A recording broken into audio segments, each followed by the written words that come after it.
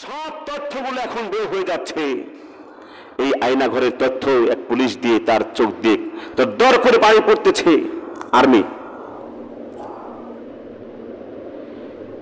আয়না ঘরের মধ্যে যে মানুষটাকে মেরে তার হাড্ডিগুলো ফেলে দেওয়া হয়েছে, আবার থাকতে থাকতে না খেয়ে খেয়ে কঙ্কাল হয়ে মারা গেছে।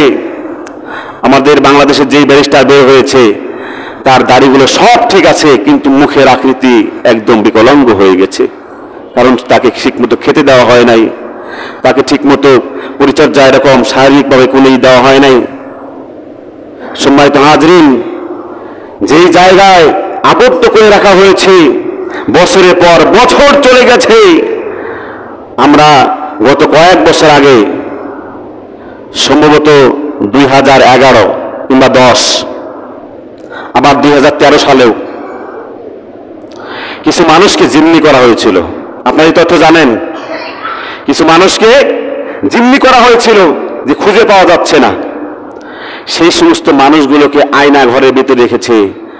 তাদের স্ত্রীরা কান্নাকাটি করেছে যে আমার স্বামী কোথায় গেল, খুঁজে পাওয়া যাচ্ছে না।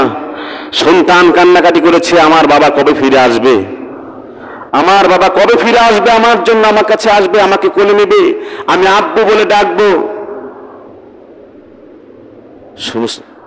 মুসলমান সেই সমস্ত পিতা, সেই সমস্ত লোক যাদেরকে জিম্মি করে রেখেছে, বছরের পর বছর চলে গেছে, কিন্তু তাদের ফিরে আসা সম্ভব হয় নাই।